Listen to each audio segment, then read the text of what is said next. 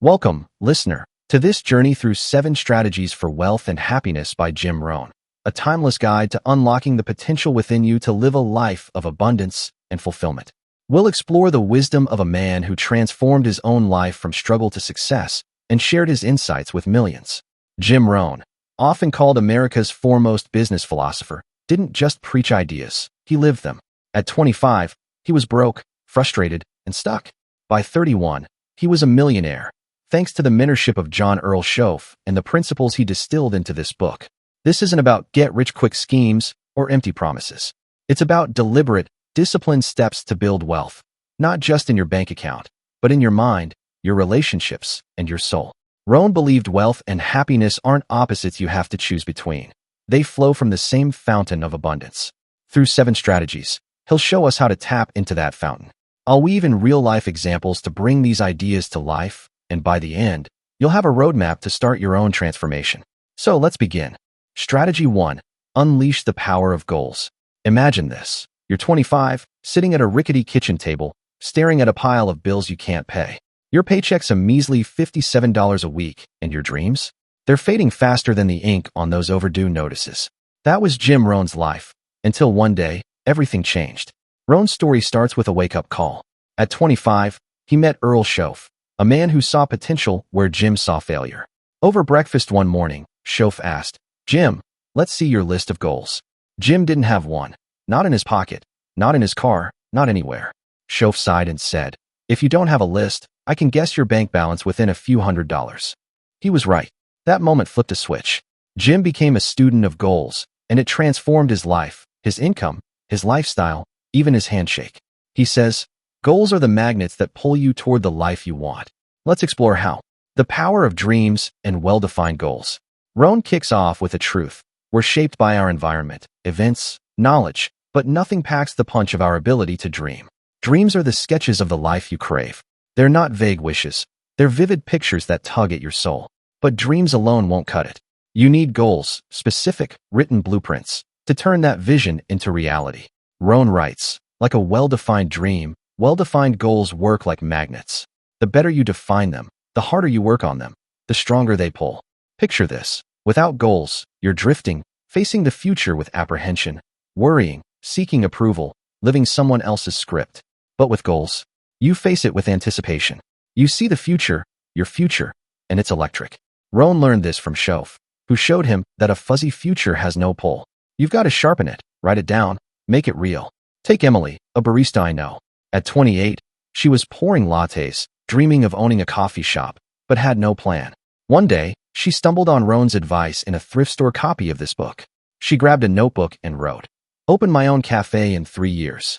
She broke it down, save $500 a month, learn small business basics, scout locations. That goal pulled her forward.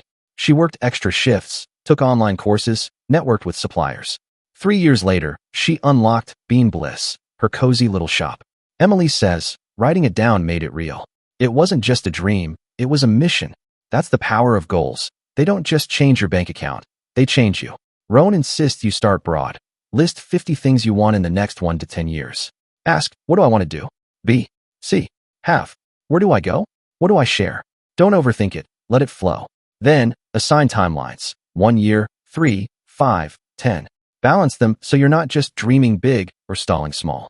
Pick your top 4 in each category, describe them in detail, and write why you want them. That why is your fuel. Reasons, the heart of motivation. Here's where Rohn gets gritty. Reasons come first, answers second. You've got the intelligence, the talent, but without enough reasons, you're stuck. Schoaf told him, "Jim, if you had enough motivation, you could do incredible things." It's not about how smart you are, it's about why you're driven. When you know what you want and want it bad enough, the how shows up. Rohn shares a raw moment. At 25, a Girl Scout knocked on his door selling cookies, $2 a box. He wanted to buy, but his wallet was empty. Embarrassed, he lied, "I've already got plenty." As she walked away, he slammed the door and vowed, "I've had it with being broke. I'll never be embarrassed like that again." That nitty-gritty reason, to always have cash in his pocket, lit a fire. Years later, he bought 9 boxes of candy from 2 girls for $18, just to feel generous. That's the shift goals and reasons create. Now meet Carlos, a mechanic I know. He grew up poor, watching his mom skip meals to feed him. At 30, He was fixing cars, barely scraping by. Then his son was born, and he thought, I want him to go to college, not worry like I did. That reason hit hard. He set a goal, earn $100,000 in 5 years to fund his education. He started a side hustle, restoring vintage cars, worked nights, saved every dime. Today, he's got a thriving business and a college fund. Carlos says, it wasn't about me anymore. It was about him. Reasons turn dreams into action. Rohn lists 4 big motivators. Recognition, think applause for a job well done. The feeling of winning, that rush of victory. Family, doing it for loved ones. And benevolence, sharing the wealth. But nitty-gritty ones, like proving a doubter wrong or erasing shame, work too. What's your reason? Find it, and the answers follow. Making goals work. Transformation in action. Goals aren't static. They're alive, Rohn says. Once you set ones that matter, you're not the same. Your handshake firms up. Your voice carries weight. Your days align with purpose. He writes, real goals affect almost everything you do all day long. But making them work takes discipline. Rohn's method, list short-term goals, a day to a year, alongside long-term ones. Short ones, like read a book this month, build confidence. They're your quick wins. Celebrate them. Savor the joy of checking them off. But if you slack, make losing sting. Skip a task. Feel the pinch. Surround yourself with people who demand more, not less. Consider Aisha, a graphic designer. She wanted to freelance full-time, but drifted, taking gigs here and there. Inspired by Rohn, she set goals, land 5 clients in 6 months. She broke it down, update her portfolio, 1 month, pitch 10 companies weekly, ongoing, take a branding course, 3 months. Each win, her first client, a polished website, pushed her forward. 6 months later, she quit her day job. Aisha says, goals gave me a spine. I stopped sliding. Rohn warns against passive hope, wishing without planning. The guy who's 50, broke, and still smiling? That's the trap. Get serious. Write your goals. Review them weekly. Tweak them as you grow. They're not set in stone. They evolve with you. Conclusion. So, what's the takeaway from Strategy 1? Unleash the power of goals. Jim Rohn learned it from Shof, and now it's yours. Goals are your compass, your pull, your power. They turn dreams into plans, reasons into results. Emily's cafe, Carlos's college fund, Aisha's freelance leap. These aren't flukes. They're proof that defining what you want, why you want it, and working it daily can rewrite your story. Rohn asks, without dreams and vision, we perish. But with them, we thrive. Start today. Grab a notebook, list 50 things, find your why. Don't drift with the crowd hoping things get better. Be the player who sets the score. As Rohn says, if you don't have goals to shoot at, you aren't playing a very exciting game. So what's your first goal? Write it now. The magnet's waiting to pull you forward. Strategy 2. Seek knowledge. Picture Jim Rohn at 25, broke, frustrated, and coasting on a high school diploma and 1 year of college he ditched, thinking he was smart enough. Then Earl Shof entered his life and dropped a bombshell. Jim, formal education will make you a living. Self-education will make you a fortune. Rohn's wake-up call came when he realized he'd been lazy with learning. Shof didn't just hand him a job.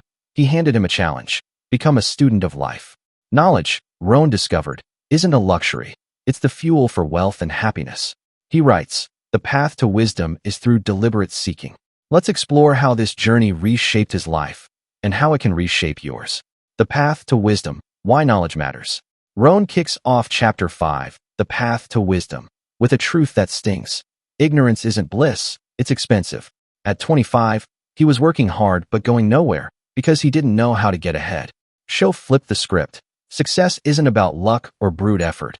It's about what you learn and apply. Don't wish it were easier. Rohn quotes, wish you were better. Knowledge is the lever that lifts you from mediocrity to mastery. He breaks it down. Formal education, school, college, gives you a start, a paycheck. But self-education? That's where the fortune lies. It's reading books, asking questions, soaking up wisdom from mentors, seminars, even casual chats.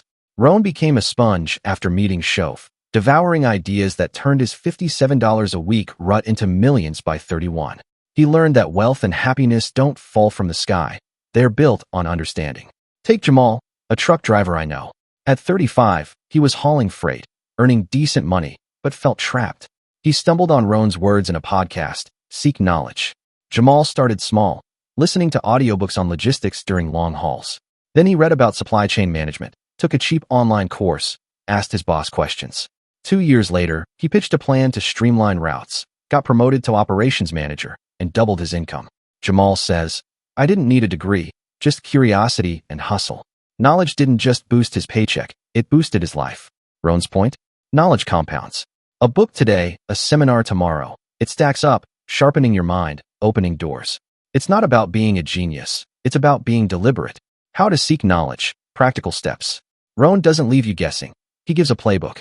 First, read. He suggests 30 minutes a day, every day. Biographies, business books, philosophy, anything that stretches you. Second, attend events, seminars, workshops, where ideas spark. Third, find mentors. Ask successful people how they think, what they've learned.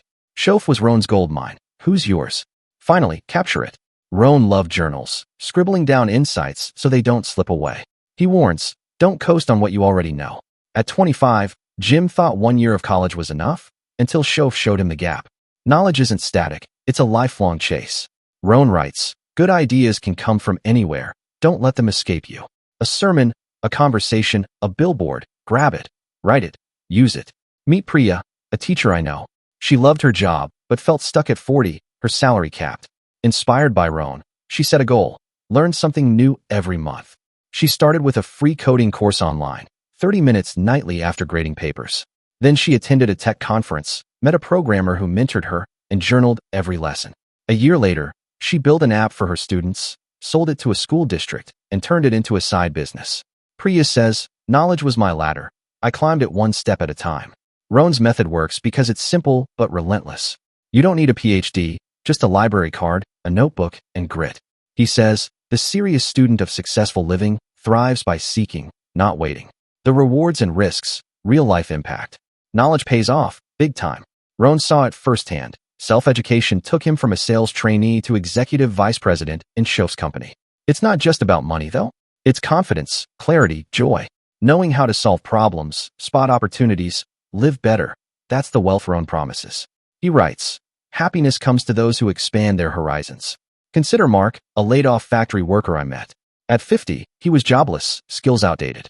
He read Rohn's book and decided to seek knowledge instead of despair. He borrowed library books on solar energy, watched YouTube tutorials, asked a neighbor who installed panels for tips. 6 months later, he landed a job with a solar company, then started his own small outfit. Mark says, learning saved me. I went from lost to leading. Knowledge didn't just rebuild his career, it rebuilt his pride. But there's a flip side. Ignore this strategy, and you're stuck. Rohn saw it in peers who stayed ignorant, broke at 60, wondering why.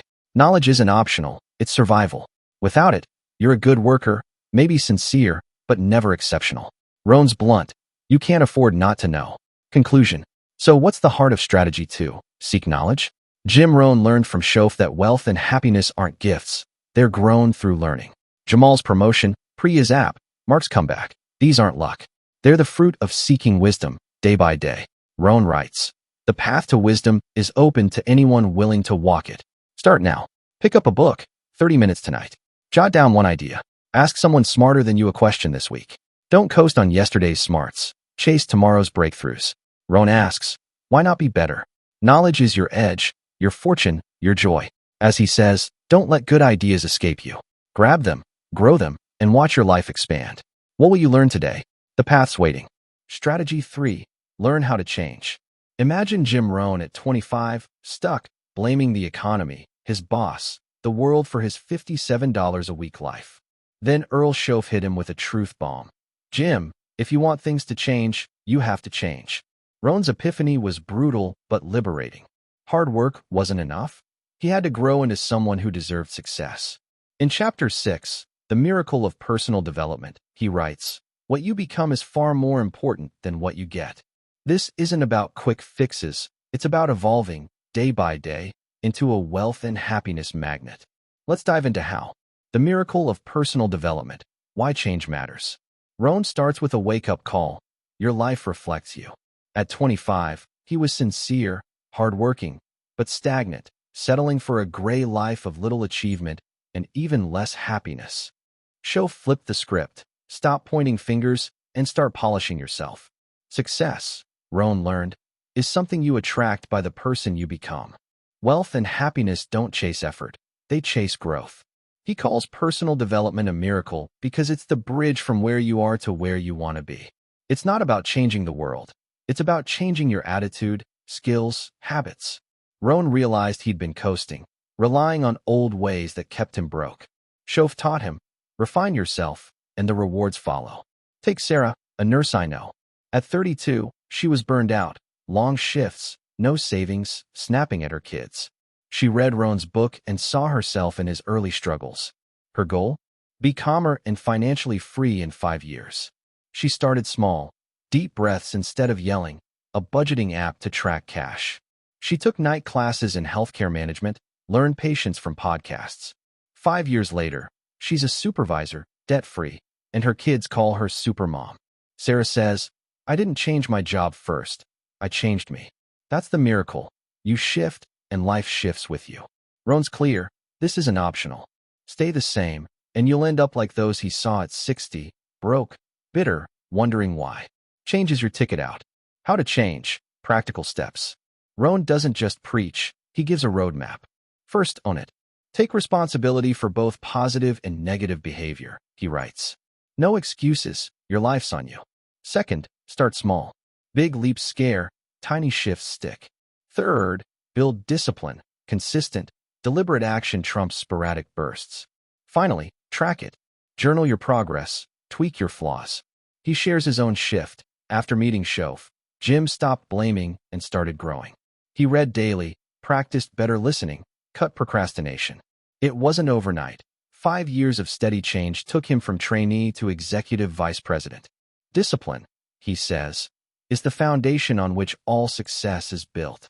Meet Tony, a salesman I know. At 40, he was loud, pushy, losing clients.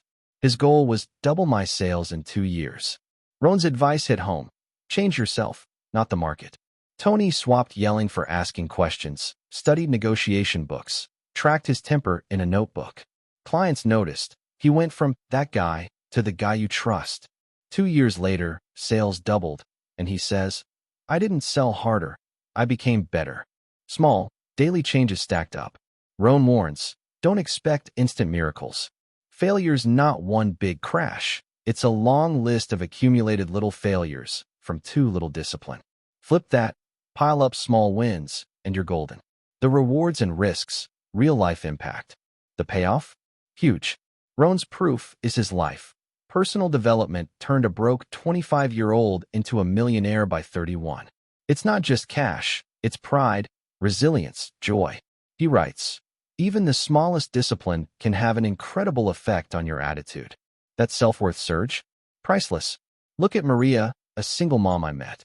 At 38, she was overweight, insecure, stuck in a cashier job.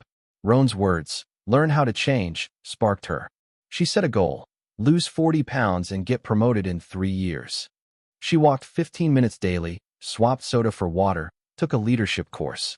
3 years later, she's 40 pounds lighter, a store manager, and beams, I'm not just different.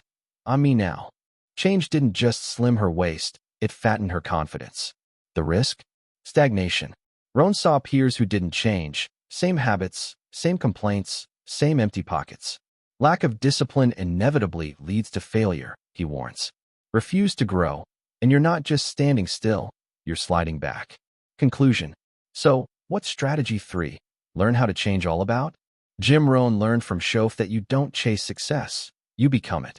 Sarah's calm, Tony's sales, Maria's glow, these aren't accidents. They're the fruit of personal development, of choosing to evolve. Rohn writes, the miracle is in the becoming. Start today. Pick one flaw, anger, laziness, fear, and tweak it.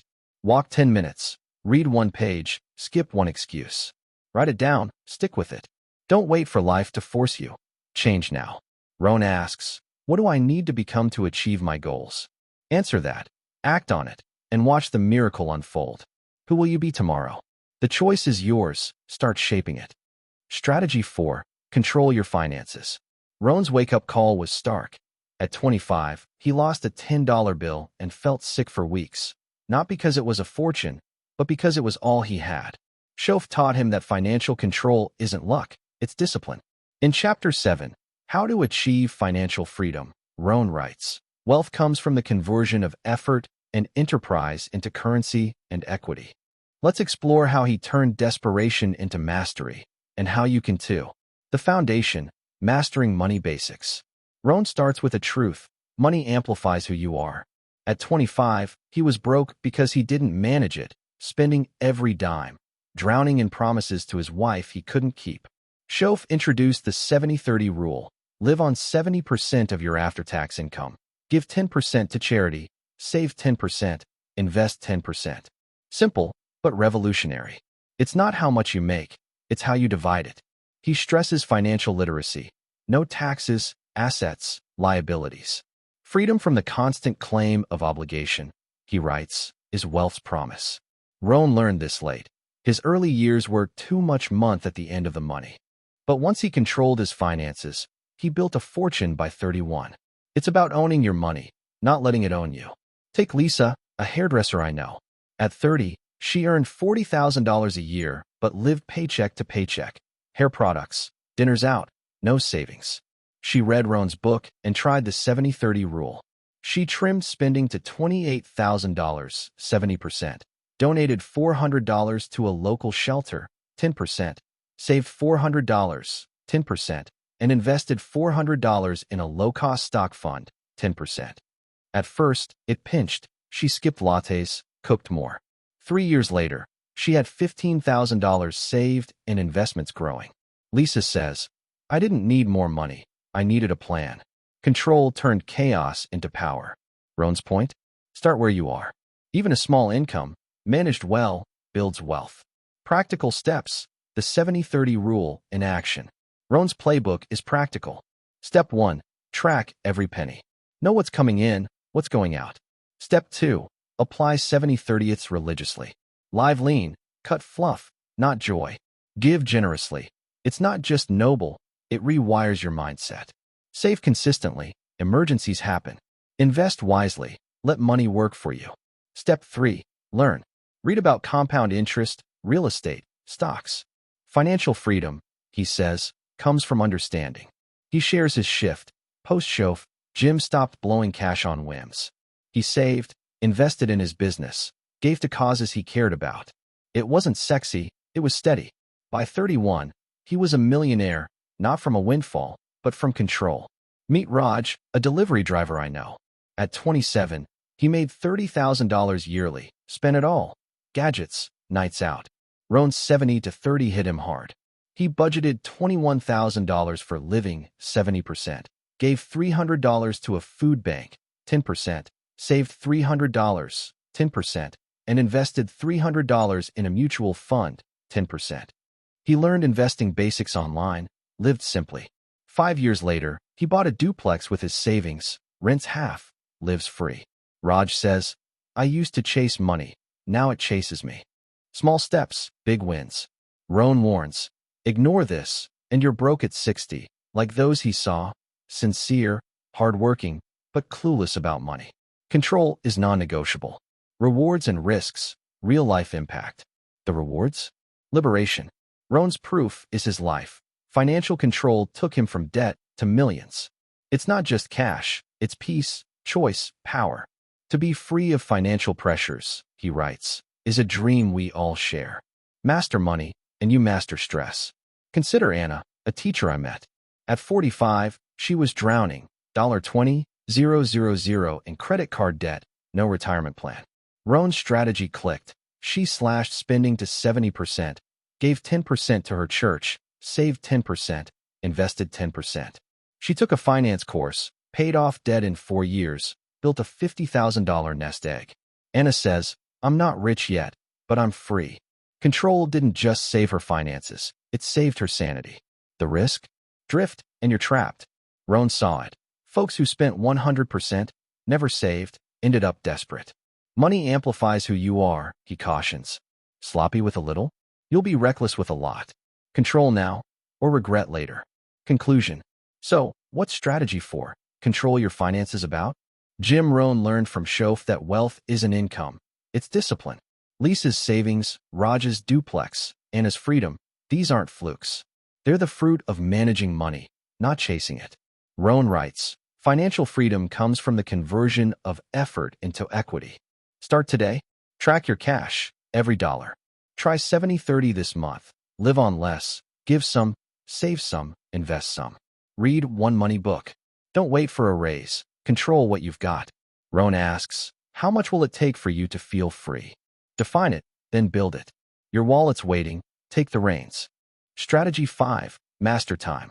Imagine Jim Rohn at 25, rushing through days. Work, eat, sleep, repeat, yet falling further behind. Time was his boss, not his tool. Then Earl Show flipped the script. Jim, don't let time manage you. Manage it. Rohn's revelation hit hard. At 25, he was squandering days, wondering why success eluded him. Shof showed him time isn't the enemy. It's the canvas. In Chapter 8, How to Be an Enlightened Time Manager, Rohn writes, a well-fashioned day takes its place among the many and becomes a valuable treasure. Master time, and you master life. Let's see how. The essence. Time is your ally. Rohn starts with a truth. Time's neutral. Everyone gets 24 hours. At 25, he wasted it, reacting, not planning. Shof taught him, success hinges on using time deliberately. Don't start your day until you have it finished, Rohn writes. It's not about busyness. It's about purpose. He breaks it down. Life's a mosaic of days. Squander one, no big deal. Squander years, and you're broke at 60, like those Rohn saw. Master time, and each day builds wealth, happiness, legacy. It's not magic, it's method. Plan your day, week, month. Turn chaos into creation. Rohn learned this late, but once he did, his days fueled his rise from $57 a week to millions. Take Emma, a single mom I know. At 34, she juggled 2 jobs, kids, no time to breathe, always late, always stressed. She found Rohn's book and read. Plan your day before you start. She tried it, 10 minutes each night, listing priorities, work tasks, kid time, a walk. She cut TV, focused. A year later, she's calmer, promoted at work, and says, time's not my enemy anymore. It's my partner. Mastering time didn't add hours, it added control. Rohn's clear. Time's your raw material. Shape it, or it shapes you. How to master time. Practical tools. Rohn's toolkit is gold. First, think on paper. In the book, he lists 4 ways. Journals, capture ideas. Project books, track tasks. Calendars, log schedules. Game plans, map goals. Operate from document, not from thought, he insists. Second, plan ahead. Days, weeks, months. Don't start the week until it's finished, he writes. Third, prioritize. Focus on the half-dozen things that make 80% of the difference. He shares his shift. Post-Shof, Rohn stopped winging it. He planned daily, sales calls, learning, family, tracked it in a day timer. He built game plans for projects, plotting tasks on graph paper. It was tedious, but it worked. His days became stepping stones to millions. Value is the fruitful result of effort, he says. Meet Carlos, a chef I know. At 29, he was frantic, cooking, orders piling up, no system. Rohn's game plan idea clicked. He grabbed graph paper, listed tasks, prep, cook, clean, set deadlines. He planned his week Sundays, menu tweaks, staff huddles. Chaos faded, efficiency soared. 2 years later, he owns a food truck, says, planning turned time into profit. Small shifts, big leaps.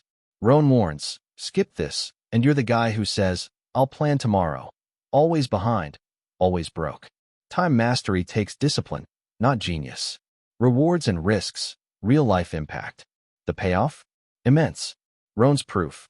Mastering time took him from scattered to successful. It's not just productivity, it's peace, progress, pride.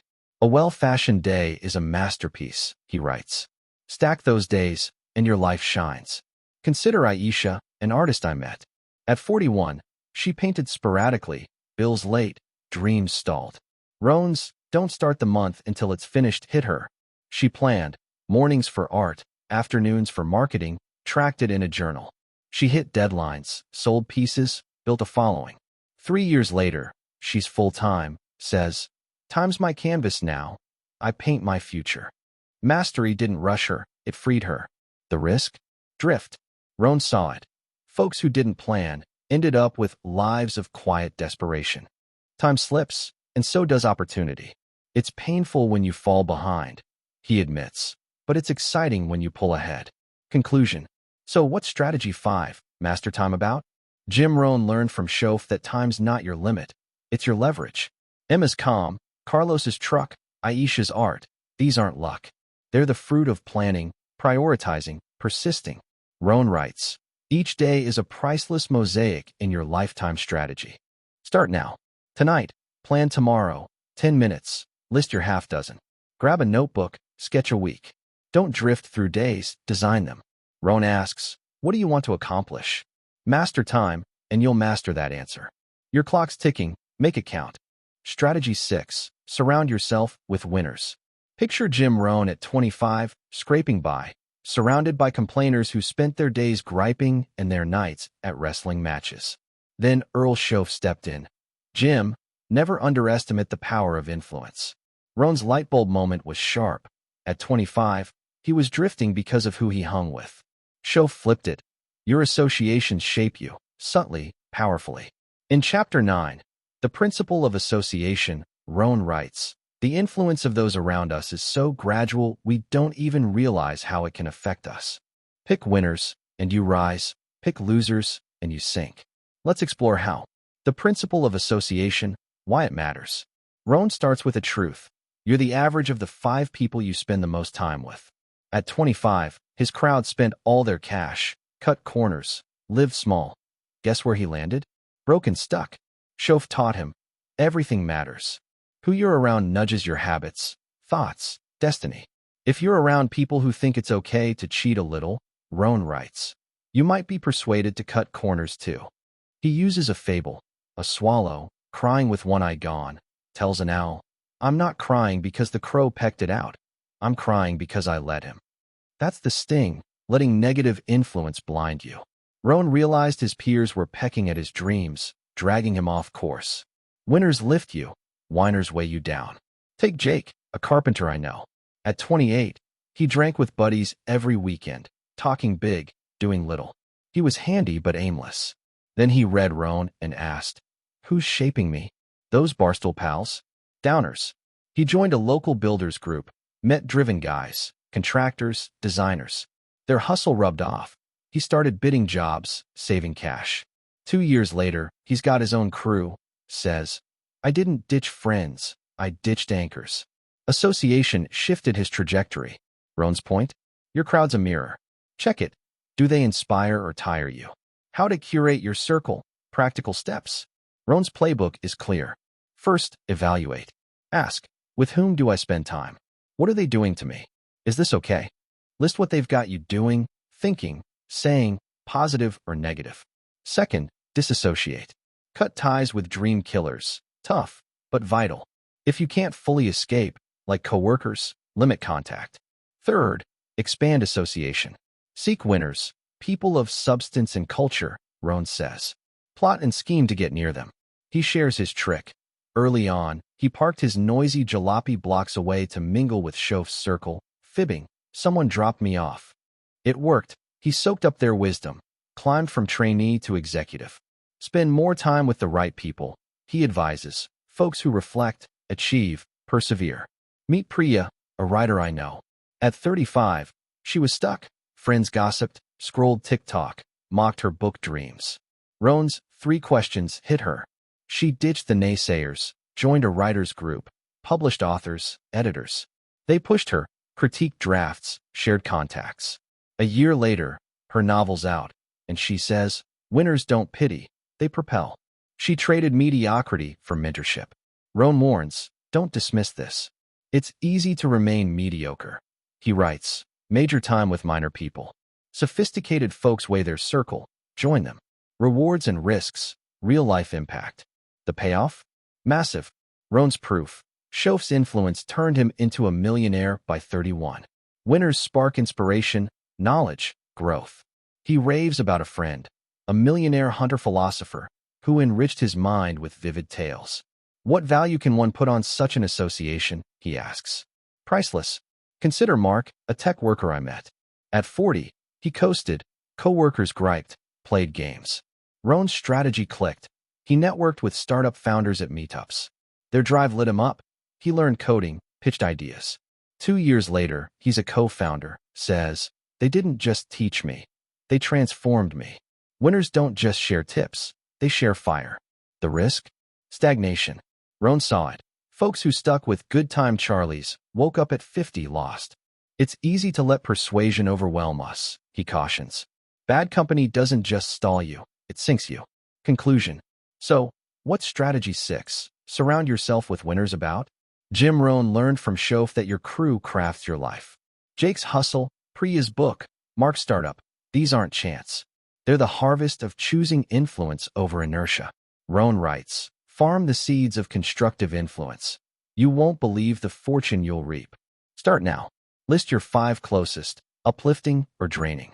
Cut one weed this week. Skip that bar night. Seek one winner. Join a club. Buy a mentor lunch. Don't drift with the crowd. Curate it. Rohn asks, are my associations helping me grow? Answer that. Act on it and rise. Your circle's waiting. Make it golden. Strategy 7. Learn the art of living well.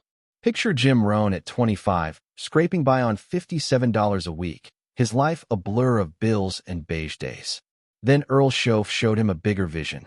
Jim, don't just live, live well. Rohn's turning point was humbling. He'd been surviving, not thriving. Shof taught him that wealth isn't the goal, living richly in every sense is. In Chapter 10, The Art of Living Well, Rohn writes, to have money and use it well is one of life's greatest pleasures. This isn't about excess, it's about elegance, balance, joy. Let's explore how. The essence, living richly, not just rich. Rohn starts with a revelation: money's a tool, not the treasure. At 25, he chased cash to pay bills, but Shof shifted his lens. Seek a good life, not just a good living. Living well means savoring culture, relationships, growth, not just stacking dollars. The good life, he writes, comes from the constant pursuit of improvement. He paints it vividly. It's sipping wine with friends, not guzzling alone. Reading poetry, not just headlines. Giving generously, not hoarding.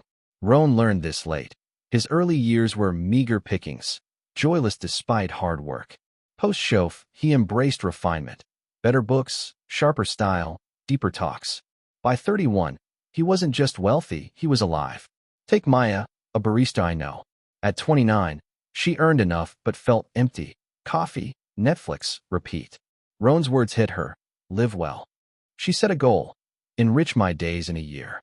She budgeted for a cooking class, joined a book club, volunteered at a shelter.